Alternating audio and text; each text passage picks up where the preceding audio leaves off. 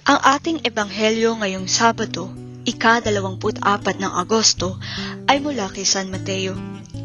Nakita ni Felipe si Nathanael at sinabi niya dito, "Natagpuan na namin ang tinutukoy ni Moises sa kanyang isinulat sa aklat ng kautusan, at gayon din ng mga propeta.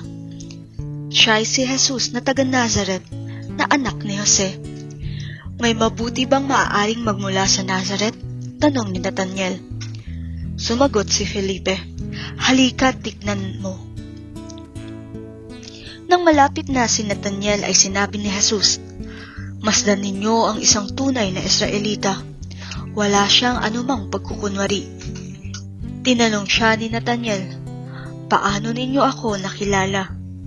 Sumagot si Jesus, "Bago ka pa tawagin ni Felipe, nakita na kita nang ikaw ay nasa ilalim ng puno ng igos." Sumagot si Nathanael, "Rabay, kayo nga po ang anak ng Diyos. Kayo ang hari ng Israel." Sinabi ni Jesus, "Sumampalataya ka ba dahil sa sinabi ko sa iyong nakita kita sa ilalim ng puno ng igos? Higit pa riyan ang masasaksihan mo." At sinabi niya sa kanya, "Pakatandaan mo, makikita ninyong bukas ang langit at ang mga anghel ng Diyos ay manhik-manaog sa kinaroroonan ng anak ng tao." Ang mabuting balita ng Diyos. Ang ating Faith Food Reflection ay mula kay Brother Bernie Marco ng FGS.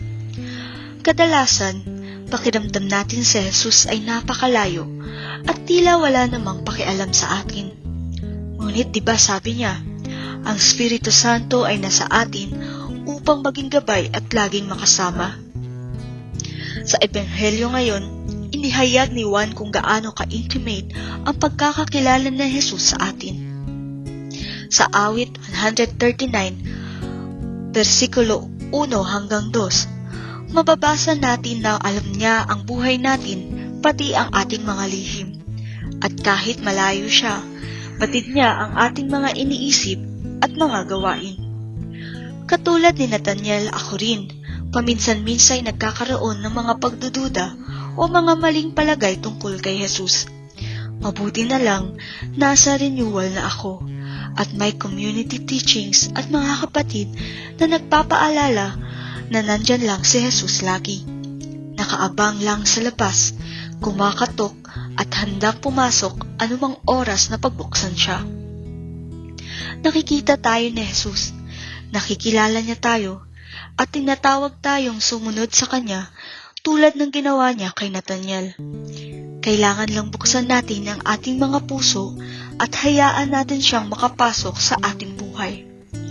Naway lagi tayong bukas at may pagpapakumbabang pahintulutan siyang ihayag ang Kanyang sarili sa atin, sa personal at malalim na paraan.